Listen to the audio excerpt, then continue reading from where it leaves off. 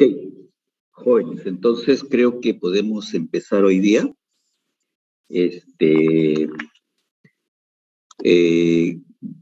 Creo que nos quedan algo así como 3 clases, ¿no? Ya estamos por terminar. Bien, nos habíamos quedado en esta última parte mirando lo del marco lógico y empezamos a mirar algo de la evaluación privada de proyectos, ¿no? Pues para la evaluación privada de proyectos siempre lo primero que, mejor dicho, no lo primero, sino dos grandes planos en el cual se tienen que evaluar los proyectos, ¿no? Primero, para los privados es muy importante cómo está la caja, el flujo de fondos, ¿no? Lo que llaman el flujo de caja, ¿no? Y en segundo, cuál es la tasa de interés. Pero hay dos tasas, la cual ellos prestan dinero, o sea, mejor dicho, les dan créditos el banco, y la tasa a la cual el proyecto tiene como rentabilidad, ¿no? Y en el flujo de caja, pues los que nosotros vamos a mirar siempre son cuántos son los ingresos o beneficios, cuántas son las inversiones, cuántos son los costos, pero no solamente para un año, sino en el periodo de evaluación del proyecto, ¿no? Y este es uno de los grandes problemas que a veces nos aqueja a los ingenieros, porque proyectar ingresos, proyectar egresos, proyectar costos, a veces se nos hace un poco complicado. Pero para eso existe historia, existen indicadores, existen ratios, y a partir de eso es que uno pues trata de hacer algún tipo de proyección, tanto de costos, de inversiones como de gastos, ¿no? Y pues siempre es importante tener los flujos actualizados. Y para actualizar los flujos, nada mejor que tener una tasa, ¿no? ¿Cuál es esa tasa de interés? ¿Cuál tasa de interés nos conviene siempre usar? La tasa de interés, lo que le llamamos algunos, ¿cuál es el costo del capital, ¿no? ¿Cuál es el valor del dinero para como país o como, en este caso, para ellos como empresa, ¿no? Y con eso se actualizan los flujos de fondos, ¿no? Para saber cuánto es que valen los flujos hoy en los flujos futuros, ¿no? Cuanto el costo de capital o el valor del dinero es menor, pues los flujos futuros son muy parecidos a los de inicio. Pero cuando el costo de capital sea mayor o el valor del dinero sea mayor, pues los flujos son a veces indeterminados, ¿no? Por ejemplo, el caso de Venezuela, caso de Argentina, que tienen en este momento problemas con su flujo de fondos, ¿no? Con las cajas. ¿Por qué? Porque hoy en día ellos hacen una proyección en la moneda que tienen en su país, pero ellos compran en dólares. Entonces, por la propia devaluación monetaria que tienen en sus países, el valor del dinero cambia muy rápidamente, ¿no? Por ejemplo, en Venezuela el valor del dinero está casi en un 85% de tasa, ¿no? Es salvajísimo, ¿no? En Argentina está como en el 40 y tantos. No, perdón, en Venezuela está como 285%. Y en Argentina está como 42%. Entonces eso significa de que si yo 100 soles al 1 de enero del 2020 tenía 100 soles, al 31 de diciembre esos 100 soles, para que vuelvan a ser 100 soles necesitan, en Venezuela tendrían que ser algo así como 380 soles, para que esos sean comparables con los 100. Y en Argentina serían como 142. Pero en el caso de Perú, esos 100 soles, el costo de capital de Perú está en casi 10,8, casi 11%. Entonces, 110 soles del 30 de diciembre son 100 soles al 1 de enero. O sea, tenemos una moneda todavía bastante fuerte, ¿no? Eso es para que tengan una idea de cómo es que se hacen la evaluación privada de proyectos en cuanto a estos dos grandes elementos, del flujo de caja y las tasas de interés, ¿no? Ahora, el concepto de interés, a veces hay mucha discusión, porque algunas veces todo el mundo piensa que es teoría, ¿no? pero hay razones de fondo, y sobre todo en los mercados nuestros que son muy capitalistas, porque ese concepto de interés lo que refleja es, como les decía yo, una doble interpretación para muchos, ¿no? Es el del costo y el de la rentabilidad. ¿Qué nos interesa saber más inicialmente para evaluar un proyecto? Como costo de capital. Y una vez que yo tengo la referencia de cuál es el costo de capital, pues yo puedo hacer mis costos futuros. Y como rentabilidad, si es que finalmente el proyecto tiene una rentabilidad mayor que ese costo de capital, ¿no? O sea, la primera interpretación siempre es cuánto cuesta obtener un determinado capital para yo poder usarlo, ¿no? Es la famosa endeudamiento externo, ¿no? Me van a prestar dinero por 100 millones de dólares. Entonces ahí todo el mundo dice, ¿cómo tengo que prestar dinero? Entonces, si la tasa fuera 10, 12%, pues entonces estaríamos mal. Pero si las tasas están debajo de 4 o 5%, pues en buena hora, ¿no? Porque eso significa que tenemos que hacer proyectos rentables por encima de esas tasas para poder devolver ese capital, ¿no? Entonces aquí en el Perú, a veces mucha gente piensa que el uso de capitales no se puede porque no tengo plata en mi bolsillo, no. Para eso está la parte financiera, ¿no? Y ahí es donde usas el costo de capital, ¿no? Para que a mí me presten dinero en función al costo de capital que yo tengo como país, que represento como país, ¿no? Y pues esto de una u otra manera, pues es como cuando alguien te pide, préstame 5 soles ya, pero al fin de mes me vuelves 6, entonces te está dando una tasa de dinero, una tasa de interés, ¿no? Entonces, eso es más o menos de lo que te trata en deuda, ¿no? Para poder traer cuál es el costo de capital que tiene un país, una empresa, sobre todo en empresas, ¿no? Aquí en el Perú las empresas más gigantes, las más grandes, son las que tienen un costo de capital menor. Y las empresas pequeñitas son las que tienen un costo de capital bastante más alto, ¿no?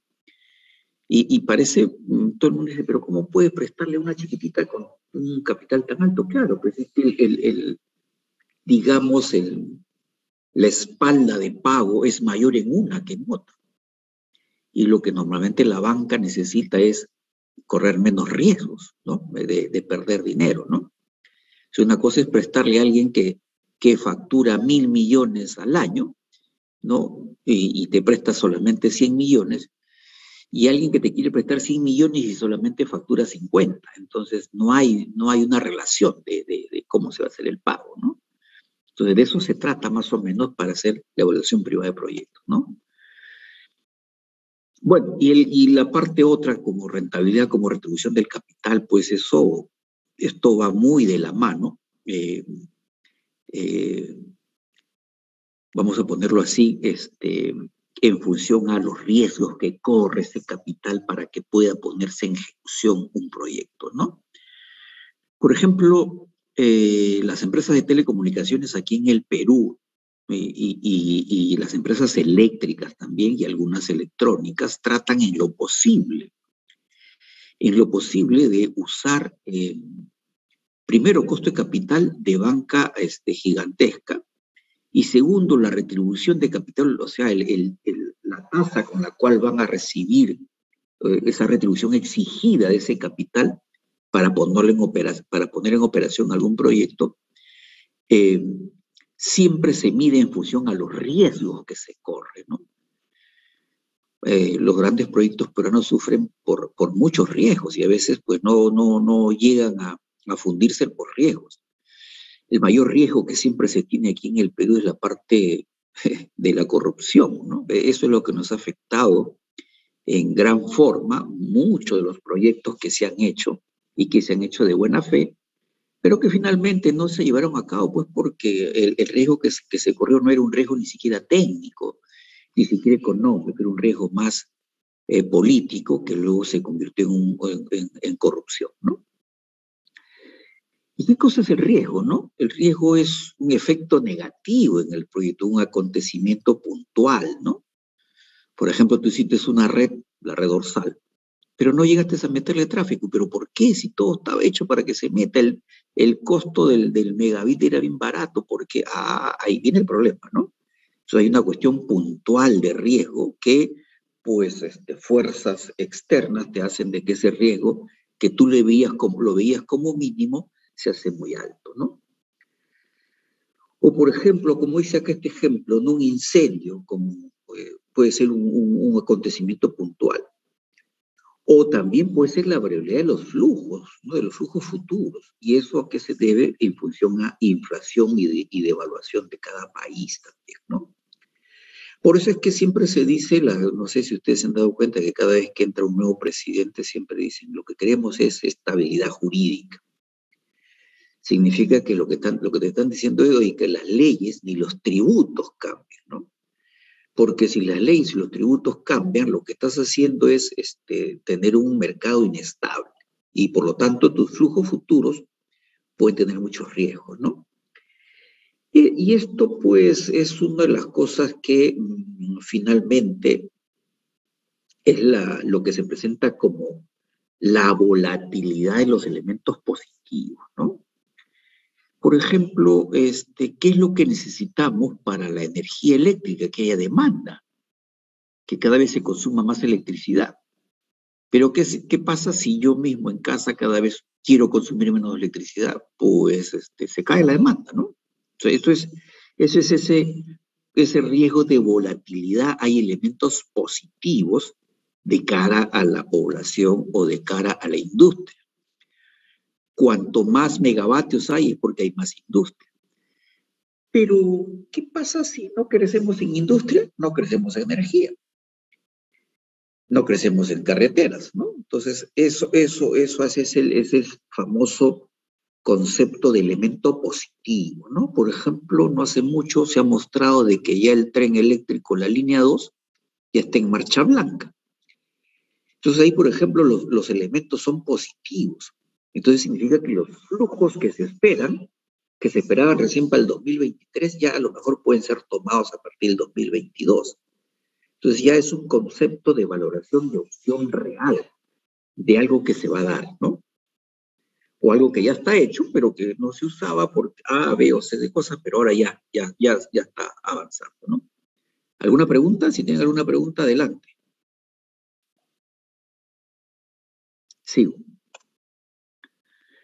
Y entonces ese concepto de riesgo lo traducimos siempre en tasas, ¿no? En intereses. Hay interés simple, hay interés compuesto. El simple, pues, es el que se gana en un periodo determinado y se retira en ese mismo periodo, ¿no? Y pues el interés compuesto es aquel que uno también ganas un capital en un periodo determinado, pero incorporas al mismo las ganancias en periodos más cortos, ¿no? O sea, es como cuando te dicen en el banco, señor, yo le voy a pagar 20% anual nominal. Ajá. Pero le voy a cargar mensualmente sus intereses a su cuenta. Ah, ya. Entonces yo tengo 100 soles. Si mi tasa de interés es más o menos el 1% mensual, ¿no? Entonces el primer mes tengo 101. Para el segundo mes ya no voy a sacar la tasa de interés sobre 100, sino sobre 101. ¿No? Entonces mi interés el siguiente mes es 1.01. Entonces no sé si se dan cuenta que eso se compone, o sea, eso es lo que le llaman el interés compuesto, porque tengo una tasa al año, pero que voy ganando, el interés lo voy metiendo mensualmente. En cambio, el interés simple no, ¡pum! Al año y recién en el año te entrego la plata. Ah, perfecto, ya está, ¿no? Entonces, son dos escenarios. Y para eso, pues, es lo que le llaman los periodos de capitalización y las tasas nominales efectivas. ¿En qué tiempo capitalizo? No, mensualmente necesito que me capitalice. Eso significa que mensualmente te van a depositar tu dinero en el banco, tu ganancia de interés de tu dinero. No, yo quiero mi capitalización anual. Ah, perfecto, al año te depositan, ¿no? Y ahora otra cosa es tasas nominales y efectivas, claro. Esto es una cuestión bien interesante porque lo de tasas nominales dicen 12% al año, pero con capitalización mensual. ¿Qué te están diciendo ahí? Mensualmente te voy a cargar y sobre eso yo tengo un adicional. Entonces, ese 12% que te dijeron anual se convierte en nominal. Y más bien al finalizar el año, la efectiva, luego de que has puesto todas las ganancias, a lo mejor no es 12, sino a lo mejor es 13, ¿no? Por eso es que hoy en día en la banca, tanto nacional, privada, extranjera, ya no se habla de nominales, ya está la tasa efectiva anual, ¿no? La TEA, ¿no? La tasa efectiva anual que tienen los bancos. ¿Por qué? Porque había mucha confusión con el cliente, ¿no? Mucha confusión. ¿Sí? Bueno, como le decía, los periodos de capitalización dependen, bueno, si es anual, si es mensual, si es trimestral. Por ejemplo, la red dorsal se capitaliza los intereses de pago de la remuneración por operación de mantenimiento, se capitaliza trimestralmente, ¿no? Eso, por ejemplo, es una variedad que muy pocos la conocen, y eso hay que ponerlo cada trimestre, hay que saber, en este trimestre te tengo que pagar 100 millones, y como tu tasa es trimestral, que es 3%, te tengo que adicionar 30.000 más, ya está. Así de sencillo, ¿no? Pero a veces de eso por eso hay que leer bien los contratos, ¿no? Muy bien. Bueno, aquí de nuevo tasa nominal, las tasas efectivas, qué sé yo, ¿no? Bueno, esto ya lo pasamos. Esto también hemos visto, el concepto de capitalización y actualización, siempre cuando uno le pone intereses al capital que yo voy poniendo en una obra, si los capitalizo mensualmente, significa que tengo que ponerles el interés mensual, no el anual, ¿no? Siempre cuando queramos hacer análisis de todos los proyectos de inversión, siempre quisiéramos saber cuál va a ser el capital futuro o el valor futuro, no solamente de ingresos, sino también de los gastos, ¿no? Aquí, por ejemplo, hay un ejemplo, dice, ¿no? Un proyecto determinado se ha estimado que la venta del año N se ingresa a 1.000 soles. La pregunta relevante es, en ese caso, ¿cuál es el valor actual o presente de ese ingreso o egreso? Es decir, su valor a hoy, allá. Las ventas en el año N han sido 1.000. Estos 1.000 los tengo que traer a valor presente, o sea, valor actual, ¿no? Porque si el valor actual al año 0 es igual al valor final, que sería 1.000, por 1 más la tasa. Ahí viene, ¿cuál es la tasa? El K es el costo de capital, ¿no? El costo de capital aquí es elevado a la N, ¿no? A la cantidad de años, ¿no? Entonces, de eso se trata, ¿no? De eso se trata para luego llevar todo a valor actual, ¿no? Y el concepto de valor actual neto, que también ya lo hemos visto anteriormente, no es otra cosa que el VAN neto, como la suma algebraica de los positivos y negativos de un proyecto, ¿no? O sea, tanto inversión menos egresos, ¿no? La suma de inversión más egresos, eso es negativo. Y los ingresos, las ventas, eso es positivo, ¿no? Muy bien. Esto ahora pues en el Excel ya no se necesita hacer mucho esto, ¿no? Muy bien, algo que yo quiero decirles, sobre todo para los que hacen proyectos gigantescos, proyectos eléctricos, hidroeléctricas, paneles solares, etcétera, o de telecomunicaciones, poner fibra, microondas. Hoy en día, todas estas industrias están en un mercado de capitales, ¿no? Y en el mercado de capitales lo que se intercambia es dinero, ¿no? El dinero del hoy por el dinero del futuro, o a la inversa, dinero del futuro para el hoy, ¿no? Y eso pues hay muchos instrumentos que van a estar en función a cuánto desarrollado todo nuestro mercado financiero en el Perú, ¿no?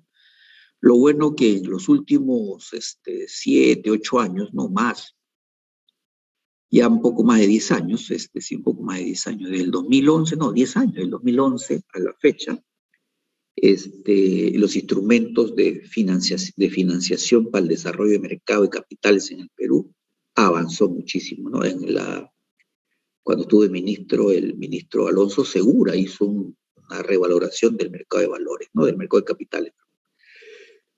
Aquí pues hay una regla muy clara, ¿no? Y la regla clara es que cómo yo intercambio el dinero del hoy con el futuro, o al inverso, el del futuro con el hoy, pero son reglas de decisiones. Y esta regla de decisiones para las inversiones sean tanto para la parte financiera o para la parte productiva, tiene que existir algún tipo de stock, algún tipo de capital en donde uno pueda saber cuál es esa pauta que tengo para consumir esa inversión, ¿no? Lo bueno que aquí en el Perú ahora, pues, hay mucha banca de inversión. El asunto está que hay que cumplir todos los requisitos que te piden para la inversión, ¿no? Y hay inversores en el mundo, sí hay muchos inversores, ¿no? Por ejemplo, yo sé positivamente que Elon Musk ha hecho una primera observación para ver si él invierte en el litio, por ejemplo, ¿no? En las minas de litio. El litio está más buscado que la última cuestión de oro en el mundo, ¿no? O sea, ahí hay un inversor. Yo tengo capital, yo pongo tal, pero por si acaso, la industria es mía.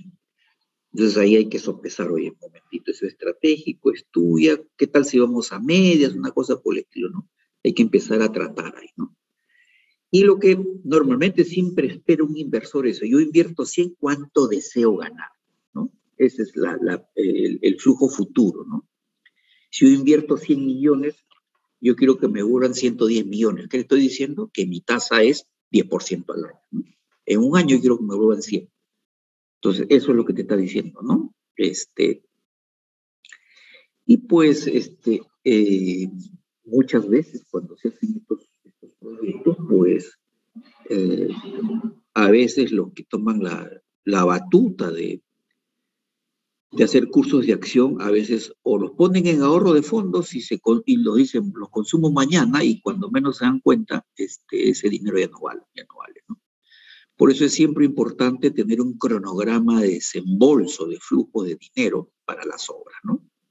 Eso es por eso es que siempre se les pide en los proyectos de fin de carrera cuál es el flujo de fondos, cómo van a gastar. No, todo lo gasto en el primer año, ¿estás seguro? Sí, todo el primer año, perfecto, lo ponen toda la inversión, todos los gastos en primer año y cuando menos se dan cuenta, pues no hicieron buenos cálculos, ¿no? Esto es una de las primeras cosas que se saquen claro. Bueno, acá hay unos ejemplos, dice, por ejemplo, voy a poner mi puntero. Por ejemplo, y supongamos que usted tiene $20,000 en la mano y 25,000 a recibir dentro de un año. Sus opciones de uso de capital son consumir 20,000 hoy y 25,000 en un año. Dice, no consumir nada hoy, invertir los 20,000 y consumir dentro de un año 20 más 1 más K más 25. O otro que dice consumir todo hoy 20 más 25. ¿Cuál de estas opciones, a ver, vamos a mirar cuál es la mejor? ¿Cómo las registro yo, no? Entonces aquí es donde se hace este famoso grafiquito del triángulo para la inversión, ¿no? Esto lo hace cualquiera que formula proyectos, tiene que saber hacer esto, ¿no? Por ejemplo, dice, yo tengo 20, acá, muy bien, yo tengo 20, ¿sí? Pero esos 20, en un año, con la tasa que tiene el capital, ¿cuánto es el capital? 7%, el K7%, ¿no? 7 por 2, 14, entonces 14 más 20, ¿no? 7 por 2, 14, 1.4, 21, no me digo. Bueno, el asunto es que da 23.4, ¿no? O 23.4.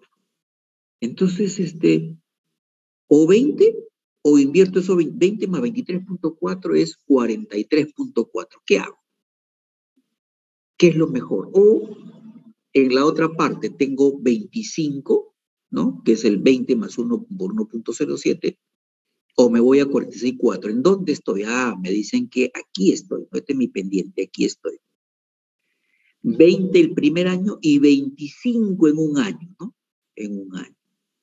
Entonces esto me empieza a decir, oye, ¿cómo invierto? ¿De qué manera invierto? ¿Dónde me conviene invertir más? ¿Dónde tengo más dinero? Aquí. O sea, por lo tanto, siempre ustedes van a ver que la inversión trata en lo posible de que se haga en el año cero, ¿no? Como dice acá, consumir todo y 20 más 25 por 1 más K. 20 más 25 por 1 más K, ¿no? ¿Se dan cuenta, no? Entonces, esto es una de las maneras que a veces los que ya tenemos años haciendo proyectos, pues ya vamos a hacer el triangulito, ya. me voy por aquí, es más fácil, ¿no? O también cuando se hace con distinto tipo de tasas y se va, a medida que se va invirtiendo, se va haciendo algún tipo de retorno, ¿no? Pero a lo mejor el retorno no disminuye de la misma manera y pues aquí pues es una hipérbola casi, ¿no? Entonces, esto muy poco lo hacemos en el Perú, casi siempre todos se hacen con este de acá, ¿no? Que en el año cero se haga toda la inversión, ¿no? Bien, yo antes de irme a otra cosa, quería decirles de que la mejor manera para proyectos privados es construcción de flujo de fondos, ¿no? Entonces yo les he hecho una cuestión de 5 pasos metodológicos para esta construcción de flujo de caja, ¿no? ¿Qué es lo primero? Que hay que identificar siempre ingresos, egresos o inversiones. Eso es de cajón. Si uno no tiene identificado eso, que ni se meta a hacer flujo de caja, ¿no? Entonces, eso es importante, ¿no? Eso es muy importante para los que hacen formulación y evaluación de proyectos. Saber identificar qué es ingreso, saber identificar qué cosa es egreso y saber identificar qué cosas son inversiones. ¿Mm?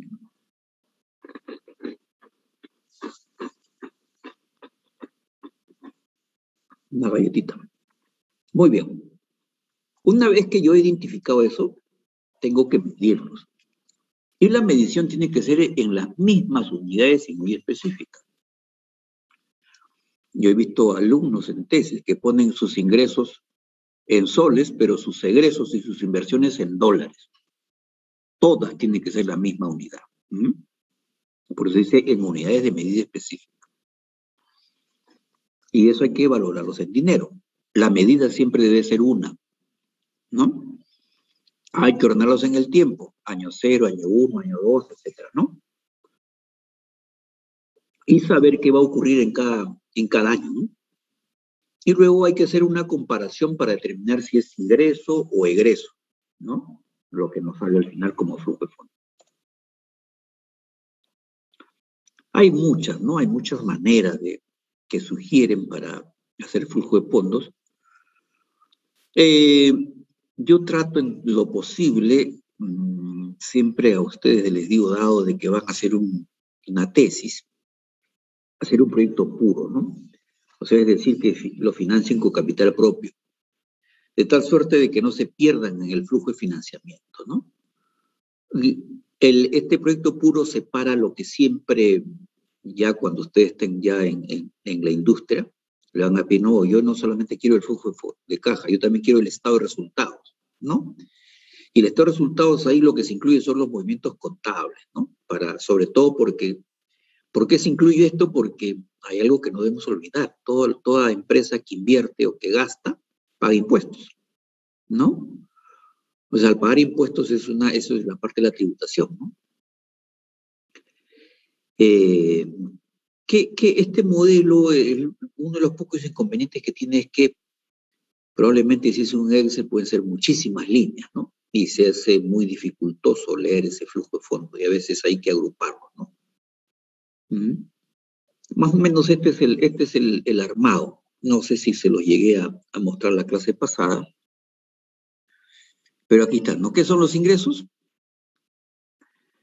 Bueno, ventas, comisiones de ventas, impuestos, o sea, las ventas es positivo, comisiones de ventas es negativo y el impuesto a los ingresos brutos también es negativo. Entonces, ¿cuáles van a ser las ventas netas?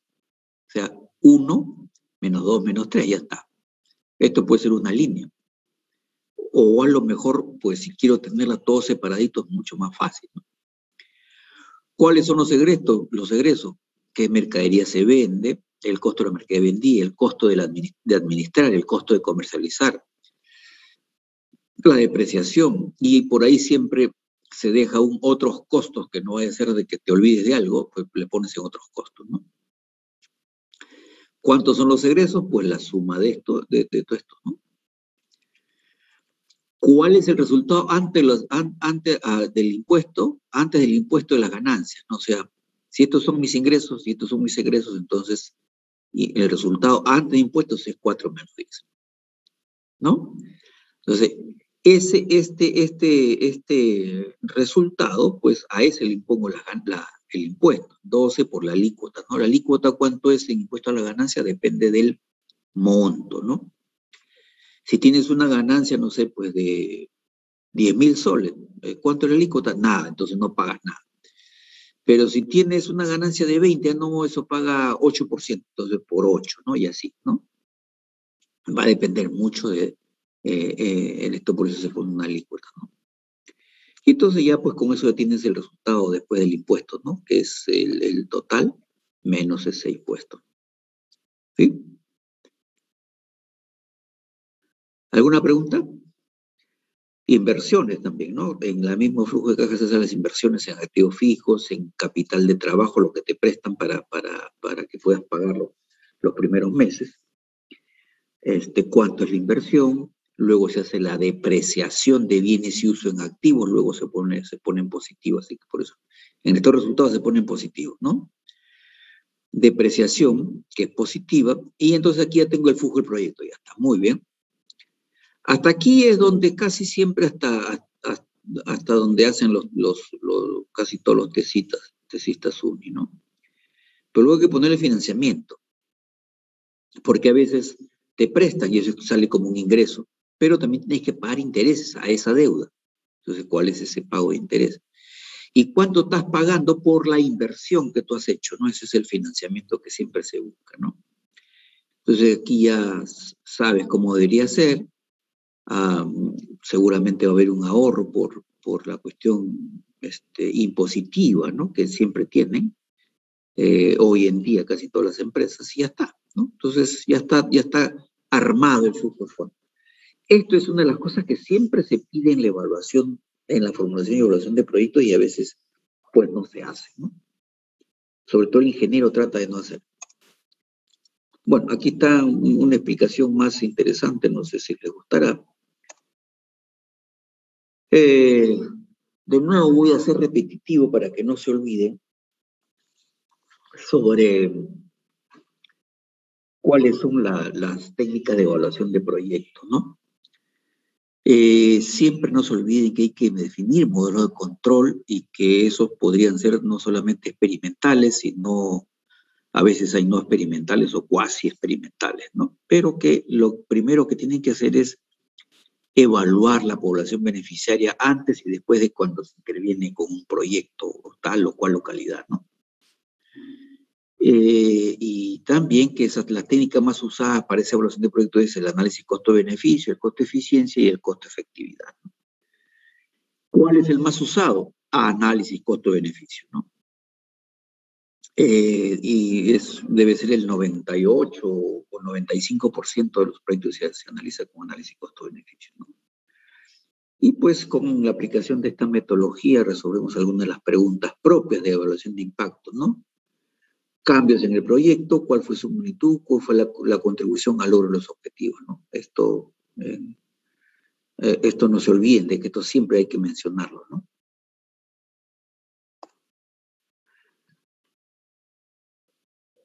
Costo-beneficio, lo meto costo-beneficio para la cuestión de la evaluación social, ¿no?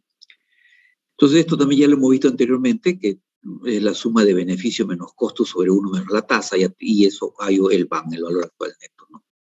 La tasa interna de retorno es hacer el BAN igual a 0 para un I que iguale a 0 el BAN, ¿no? También ya lo habíamos hecho anteriormente, sino que es una repetición.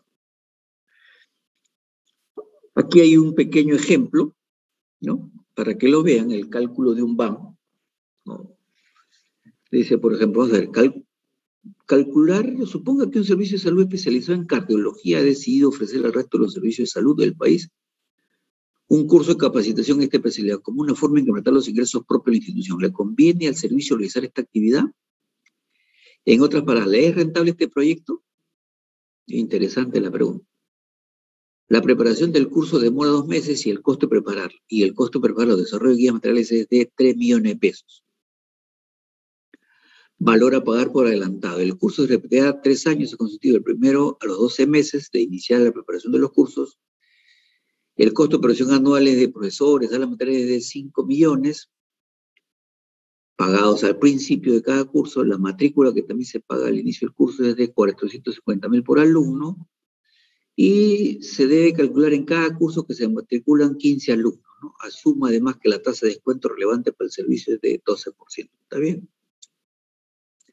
Entonces, o sea, vayan viendo cómo es que podemos realizar este proyecto, ¿no? Y bueno, la solución está ahí bien, muy facilita. Por si alguien no tuviera calculador y qué sé yo, que me demora haciendo el banking, ¿no? El año 0, ¿qué beneficios hay? El año 1, ¿qué beneficios hay? Acuérdense de la formulita, ¿no? La formulita de beneficio-costos, ¿no? 450 por 15 es igual a 6.700, y esto es en beneficio en costos, 5.000, y así, ¿no? Y luego hay que calcular cada uno de los términos de la sumatoria, ¿no? O sea, igual a tanto para elevarlo, ¿no? Como potencia.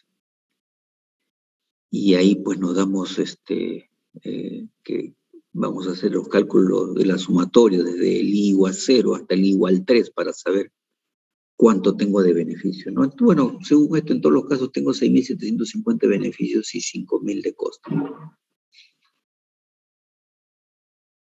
Muy bien, entonces yo puedo tener el de cada uno de estos, ¿no? El de cada uno de estos puedo tener qué es lo que está pasando ahí, ¿no? Entonces aquí lo separo nomás, lo vuelvo a separar y les doy la misma metodología, ¿no? Y con eso, pues, obtenemos un BAN de 1.2 millones. Pero el servicio va a ganar en términos actuales, según el cálculo, 1.204.000. Entonces, le conviene realizar el curso, ¿no? Pues solamente serán 1.204.000 más ricos que hacer el proyecto en comparación si no se hiciera, ¿no? Esa es la conclusión, ¿no? ¿Preguntas? Bueno, acá hay cálculo de TIR, cálculo de costo-eficiencia, hay cálculo de costo mínimo, y para no detenernos también el costo por unidad, que no es otra cosa que parámetros, ¿no? Y los parámetros siempre a veces son parámetros que se tienen que respetar desde que ya, digamos, desde que ya hay algo específico, medido, lo que le llaman a veces el proxy de cada uno de esto, porque finalmente eso se basa en los costos por unidad, ¿no? Por ello, siempre que uno tenga que evalúe proyectos y tenga alternativas y haga por beneficio del valor actual de costo, ¿no? Porque eso nos va a llevar a una buena medida para poder tener el mejor cálculo del BAN y del TIR, ¿no? Bueno, acá hay también otro ejemplo del costo mínimo, creo que eso ya lo tienen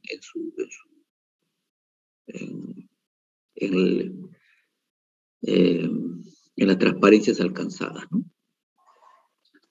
Muy bien. Un minuto, por favor, un minuto.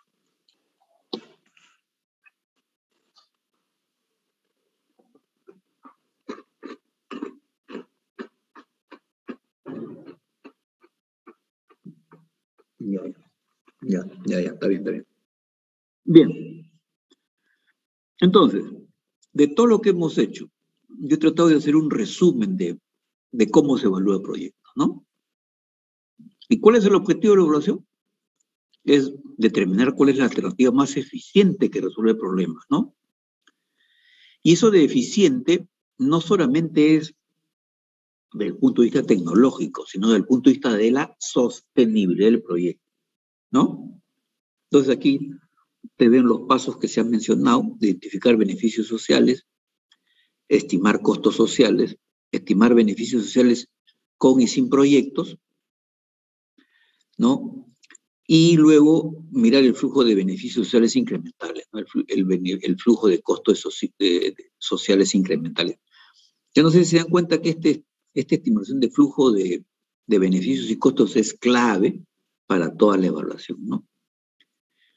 Entonces acá, por ejemplo, están preguntando qué enfoque se va a utilizar, el de costos, los costos efectivos, o el de costo-beneficio, ¿no? Aquí ya uno dice, va a costo-beneficio, entonces es indicador de rentabilidad social, ¿no? por efectividad, entonces hay que mirar, al igual que el anterior, ban social y TIR social, ¿no? Y calcular siempre el costo equivalente. Pero si estoy haciendo costo-beneficio, pues me tengo que ir a este lado para hacer análisis de sensibilidad, siempre. De eso no se escapa uno, ¿no? El análisis de sensibilidad. Y eso, pues, no es otra cosa que mirar los indicadores. Y eso se va a hacer con la evaluación privada. Hay que hacer el análisis de sostenibilidad también del proyecto, pensando en medio ambiente y eso, ¿no? ¿Y cuál es el financiamiento? Que muy pocas veces se da, ¿no? ¿Qué acciones de financiamiento se van a dar? Y ahí al final se explica, bueno, con el marco lógico, luego se explica si es o no viable el proyecto, si se evidencia la capacidad de que contribuya al cierre de brechas, o si es que como alternativa maximiza la contribución del proyecto a la sociedad, a la población en su conjunto, ¿no? Pero esto es más o menos el resumen de la evaluación que tendría, ¿no? No sé si hasta aquí tienen alguna consulta, jóvenes. ¿Jóvenes? ¿Tienen alguna consulta? ¿Están calladitos? No se me vayan a dormir, ¿eh? Jóvenes. Está claro, profesor. Ok, vamos a hacer un receso de 8 minutos, ¿sí? ¿Sí? ¿Jóvenes? Ok, entonces vamos a hacer un receso de 8 minutos, ¿sí?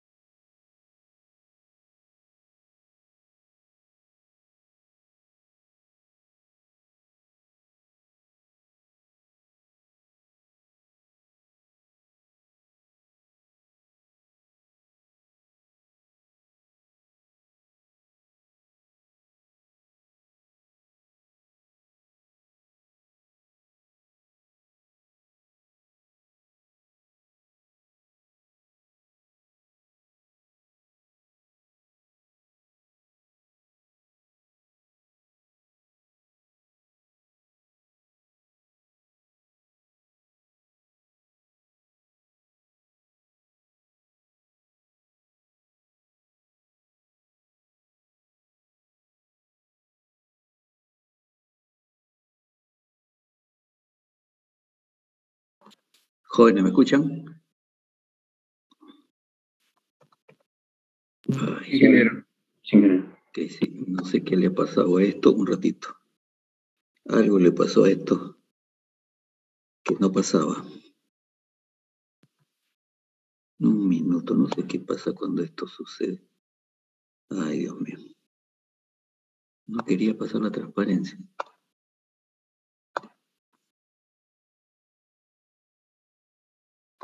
Ay.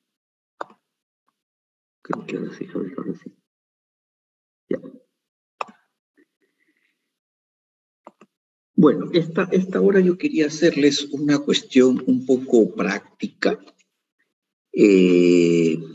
No le he podido terminar toda, pero quería hacerles una parte de lo que significa, lo que está significando, sobre todo en el caso, no de ahora, sino de hace mucho tiempo, y que la universidad todavía no toma mucha conciencia sobre eso, ¿no? Cuando uno, bueno, aquí me falta una flecha, pero vamos a poner el puntero. Sucede que cuando uno formula proyectos o gestiona proyectos, antes tiene que haber llevado planificación de redes, ¿no? O sea, planificar. Pero cuando uno quiere llevar gestión, también tiene que saber formular. O sea, esto está acá, ¿no? De acá de formulación pasa para acá. ¿Mm? Aquí me falta poner una flecha, ¿sí? Pero ¿qué pasa?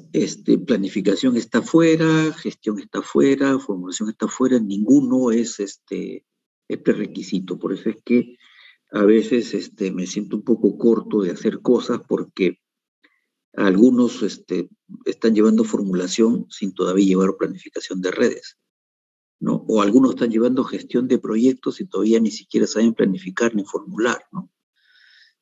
Y otros ya quieren hacer algún tipo de implementación sin haber hecho esto. Entonces, eso me preocupa. Entonces, se los he puesto desde el punto de vista de la industria. La industria, tanto sea de telecomunicaciones, sea eléctrica, sea de lo que sea, siempre tiene un área, y por eso le he quitado redes, siempre tiene un área de planificación, en donde se planifica qué voy a hacer el año 1, el año 2, el año L. Pero luego que planifica, recién pasa a formular los proyectos, a formular y evaluar los proyectos. Y una vez que lo formula y evalúa, recién los va a tratar de implementar y a gestionar. Este es un feedback completo, la formulación con la gestión y la implementación, ¿no? Y a veces, hay muchas veces, sobre todo la industria privada, desde que planifica una red, a veces ni siquiera formula el proyecto, va directamente a gestionar, a implementarlo, porque ya sabe que con un caso en negocios es bien fácil implementar a veces un proyecto cuando está totalmente seguro y todo está apunta a que se puede hacer un proyecto rápido, ¿no? Entonces, eso nos está faltando a nosotros aquí en la universidad. Entonces, trato en todo lo posible de decirle a muchos de los jóvenes que a veces se quieren adelantar y quieren llevar de esto, pero no tienen la base, ¿no? Bien, entonces, allá en lo que yo conozco de telecomunicaciones, ¿no? Entonces, por ejemplo, esto es algo que hicimos,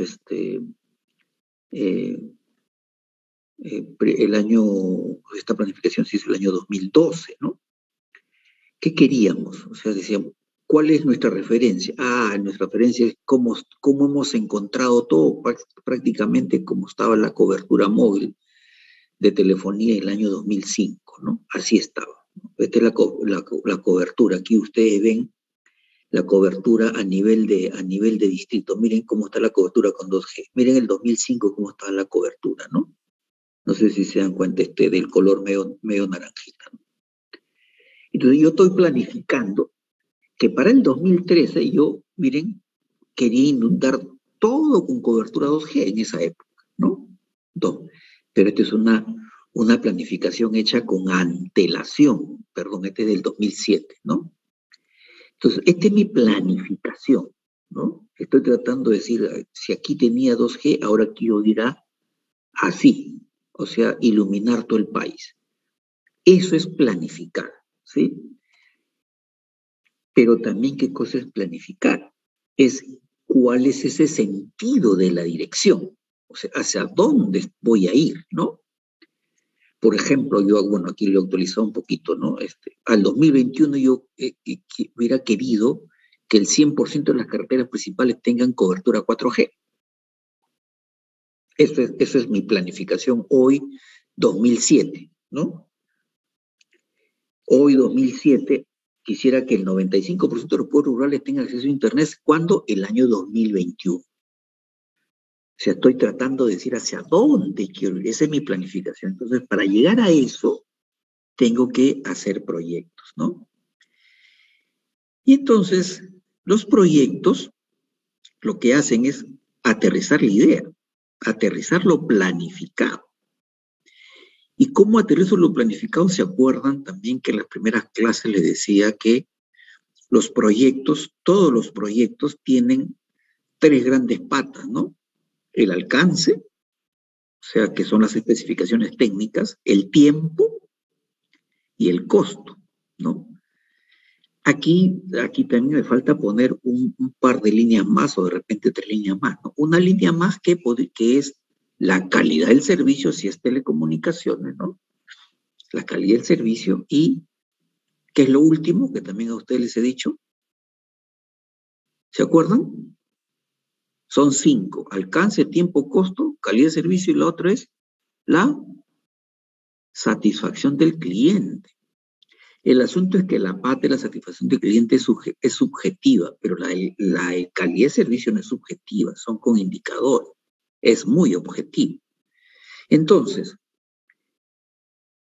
todo el mundo quiere hacer una planificación, pero para hacer el proyecto tienes que aterrizar esa idea, tienes que aterrizar eso planificado, ¿sí? Entonces, de eso se trata hacer proyectos. Y entonces, hay procesos para formular. He tratado de simplificar en cosas más gráficas para que se entiendan, ¿no? ¿Qué procesos hay? Siempre que alguien quiera planificar algún servicio público, sea eléctrico, sea teleco, sea de agua, primero tiene que fijar cuáles son los planes de servicio. O sea, ¿qué planes de servicio existen? Existe el plan, no sé, pues el plan celular, plan de telefonía fija, plan de televisión por cable. O sea, ¿qué planes de servicio hay? ¿No? O en eléctrico hay un plan de tener 5 kilowatt horas de servicio, otros de 4, otros de 2, qué sé yo, ¿no? Pero identifico los planes de servicio, ¿no? Por ejemplo, acá, pensando en voz alta, en esa época decíamos, un plan en la nube, un plan de machine to machine, ¿no? El M2M, que es que, ¿no? Las empresas M2M. Cómo incrementar la parte de conectividad externa, cómo conecto los centros financieros en función a redes, la nube, cómo entra. O sea, estoy tratando de identificar los planes de servicios en la idea, en la cabeza del que quiere formular proyectos, empieza a ponerse eso. Pero se supone que para hacer eso tiene que haber visto algún plan, ya, o sea, haber visto la planificación, ¿no? Entonces, de eso se trata cuando trato de hacer y formular un primer proyecto, ¿no? Y luego, ¿qué hago? Y ahora me centro en lo que conozco en telecomunicaciones, digo, entonces ya muy bien, ya sé que los planes son así, tengo todo esto, ¿no? ¿Y ahora qué tengo que hacer? Ajá. Primero me voy a poner en los medios de transmisión. ¿Qué medio de transmisión hay? Hay fibra, hay microondas, hay satélites. ¿Qué más puede haber? Pero por el momento estos son los medios de transmisión más, los más difundidos, y los otros a lo mejor son medios de transmisión, pero no son medios de transmisión que me sirven para todo tipo, son muy puntuales, ¿no? Como decíamos en nuestras primeras clases, ¿no? Son medios de transmisión que son muy, muy puntuales, muy de la mano, Wi-Fi, por ejemplo, Wi-Fi, ¿no? Pero muy puntuales, ¿no? Sigue siendo un medio de transmisión, pero muy puntual. En cambio, la fibra óptica, la microondas de satélite, no solamente es puntual, sino es generalizado. Por ahí puedo pasar todo tipo de servicios, ¿no? Voz, datos, video, ¿no? Entonces, si ya identifico tecnologías, ya tengo los planes, pues puedo hacer una concurrencia de ambos, ¿no? Tecnología y servicios, ¿no? Y luego ahora ya empiezo, ya, muy bien, ya tengo eso, y si yo quiero empezar a formular un proyecto, lo primero que debo pensar es en el cliente, ¿qué servicio voy a brindar? Ajá. Y ahí es donde me pongo a ver, los servicios de voz, los servicios de datos, y también puede haber servicios de video, ¿no? Entonces, solamente por simplificación. Servicios de voz, muy bien, pero ¿qué servicios de voz? Pues en telefonía fija, en telefonía móvil, o en HF, en High Frequency, ¿no? También hay un servicio de voz. Ajá, ¿quién hace su HF? Pues la policía, ¿no? En su radio, en su walkie-talkie, ¿no? Servicio de datos, servicio de datos es Internet. Y hay telefonía e Internet móvil, que también hacen servicio de datos. Ajá, entonces ya aquí estoy separando un poco ya, no sé si se dan cuenta, el servicio con algo de tecnología, ¿no? Y pues digo, ¿y solamente hasta ahí? No. Entonces ahora es donde empiezo a ver lo bueno de lo que significa formular un proyecto. Empiezo a mirar la mejor tecnología o la tecnología adecuada. ¿Qué es lo que empiezo a hacer primero? O sea, imagínense ustedes que quieren hacer su proyecto de tesis, que están tratando de hacer o formular un proyecto, y dicen, ¿cómo hago? ¿Voy por tecnología o busco la tecnología adecuada? Entonces ahí es donde vienen las famosas preguntas, ¿no? ¿Qué preguntas deberíamos hacernos si yo quiero hacer formular un proyecto? Aquí en el Perú lo primero que siempre nos viene a la mente es ¿cuánto me va a costar? Y ese cuánto me va a costar pasa porque si el cliente pagará o no su servicio. Eso entonces se llama asequibilidad. Entonces, esta primera parte, yo lo he puesto en cristiano para no ponerlo como siempre alguien pone en rimbombante, ¿no? Tarifas. ¿Cómo será la tarifa? ¿Cómo será el precio? ¿Pagarán por el servicio? Entonces, esto es lo que le llaman el tratamiento de la asequibilidad, ¿no? ¿Qué tan asequible es el servicio? O sea, ¿podrán pagar el servicio? Esa es la pregunta, ¿no? ¿Sí? Entonces, esta es una de las primeras preguntas que ustedes tienen que hacerse y empezar para formular el proyecto. A ver, ¿cuánto están las tarifas actuales? Van a estar en $2. No, pero esto me va a costar 5 allá, ¿no? Entonces, mi proyecto no puede ser de 5. Si ya me cuesta 2, tengo que hacer un proyecto que me cueste 1 para poder entrar, para que puedan pagar el servicio. Ajá. Primera gran cuestión que a veces no nos hacemos de pregunta, ¿no? No, que quiero poner microondas, que quiero poner fibra. Ya, pero ¿te has dado cuenta cuánto vas a pagar por ese servicio? Y ahí es donde empiezan los primeros problemas, ¿no? Porque llegas a formularlo esto y ya te sale que el precio es 1.550 soles. ¿Y cuánto pagaban antes? 40 soles. Oye, ¿cómo le vas a exigir de 40 a 1.500 soles? Nadie te compra, entonces puedes hacer un proyecto por las puras, ¿no? Esa es la primera pregunta, ¿sí? ¿Cuál es la segunda pregunta que se hacen antes de formular ustedes un proyecto? ¿Hay o no hay redes o infraestructura desplegada? Ajá. Si es no, pues entonces significa que tienen que hacer un levantamiento total. Y si es sí, también hay que hacer un levantamiento, pero ya saben de que hay infraestructura desplegada que sirve a ciertos clientes, ¿no? Y es más que seguro que esa infraestructura desplegada debe haber sido muy cara, porque si no se hubieran expandido en infraestructura y no la tienen, ¿no? Entonces, esta segunda pregunta también es válida para que ustedes formulen su proyecto. No sé si se dan cuenta aquí, asequibilidad, aquí diagnóstico, ¿no? Y aquí empieza ya, demanda. ¿Existe demanda en la zona? O sea, ¿hay demanda? ¿Para qué decíamos que es demanda? El tamaño, ¿no? cuál va a ser el tamaño, si hay demanda, existe demanda en la zona. ¿Qué demanda? De voz, de datos, de video, qué sé yo, pero ya estoy haciéndome las mismas preguntas, pero de una manera práctica en el campo, ¿no? ¿Hay demanda? Sí, ¿cuántos quieren comprar internet? 10. ¿Cuántos quieren comprar televisión por cable? Solo uno. Ajá, pero tengo demanda, existe, ¿no? La siguiente pregunta es una pregunta que parece muy tonta, ¿no?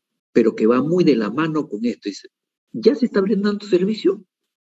¿Qué pasa si dicen sí aquí y acá dice que no existe infraestructura desplegada? No sé si se dan cuenta que esto está como cruzado, ¿no? Para ver lo que te respondan, pues es lo que finalmente sabes de que a lo mejor no es confiable cierto tipo de data, ¿no? Pero si te dicen, no, no están brindando, no, actualmente no se brinda servicio, ¿por qué? Y aquí te das cuenta que no existe infraestructura. No, aquí existe la infraestructura, pero a lo mejor no están brindando un servicio y ese es otro problema, ¿no? Eso de repente va al problema de la asequibilidad por precio, nadie compra, ¿no? Ah, ya están brindando el servicio, entonces ahí, ¿no? Dos respuestas, sí o no, y cuál es el por qué, ¿no? Y bueno, lo último es lo que ya no siempre nos jala los de telecomunicaciones, ¿no? ¿Ya existen redes desplegadas? Esa es una pregunta. Muchas, llegan ustedes, por ejemplo, si ustedes, imagínense que le mandaran a analizar Lima. En Lima hay sitios en los cuales en una misma cuadra están los 4 operadores. Eso, por ejemplo, es una, ¿cómo diría yo? Un desperdicio de infraestructura, ¿no? Porque hay una torre para Vitel, hay una torre para Claro, una torre para Entel y hay una torre para Movistar, ¿no?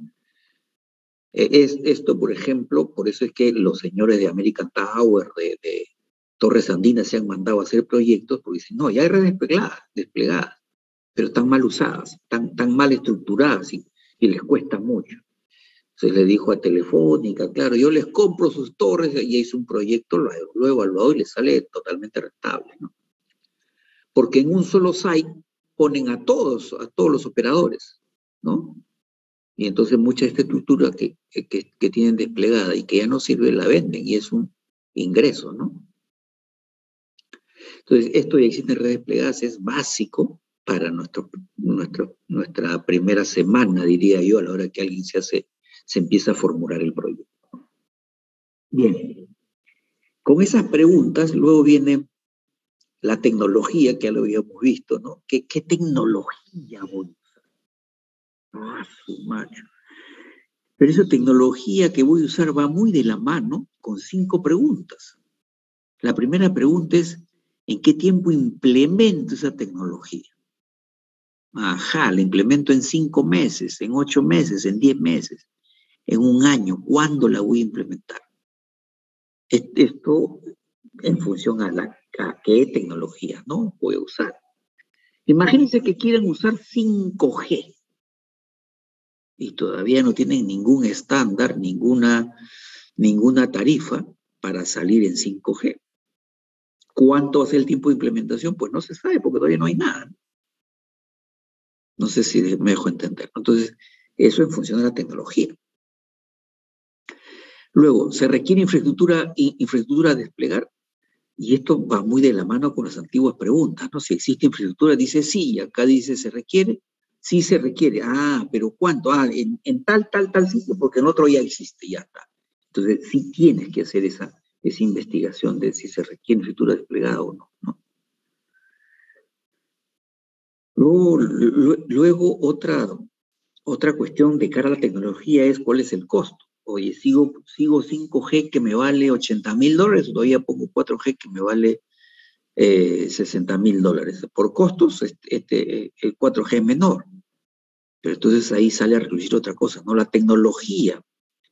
Lo que puede ayudar es a acortar tal educación, salud, y a lo mejor lo dejo sin piso al que está cuidando los costos y en teoría es el encargado, ¿no? Por eso es muy importante que siempre se hagan esa pregunta a la hora de traer hacia abajo algún tipo de nuevo proceso, nueva actividad, ¿no? Y luego, pues, preguntar por los anchos de banda. Y como verán, yo está repetido, ¿no? ¿Y por qué está repetido? Porque hoy, mañana y pasado va a ser ancho de banda y ancho de banda cualquier tipo de tecnología que lleve eso, ¿no? No sé si hasta aquí tienen preguntas, jóvenes. ¿Jóvenes?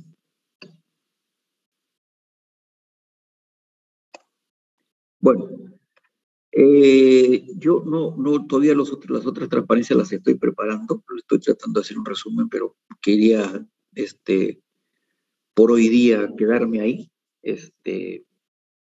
Tengo que hacer una presentación el día de mañana a las 8 de la mañana y todavía no acabó la presentación, así que me van a disculpar. Por hoy lo dejamos ahí. ¿Les parece, jóvenes? ¿Alguna pregunta, alguna duda? ¿Jóvenes? Está bien, ingeniero. Ok, listo. Entonces, nos vemos la próxima semana. Esta semana les publico la nota de la segunda, recién estoy acabando la segunda, la verdad que es totalmente cantidad de cosas que hay que calificar. Ya estoy también por la mitad del parcial, pensé que me iba a demorar menos tiempo, espero esta semana terminar. Les prometo esta semana terminar, ¿ya? Ok, buenas noches entonces, muchas gracias, ¿eh? Buenas noches, Hasta luego. Cuídense. Hasta luego, ingeniero. Recording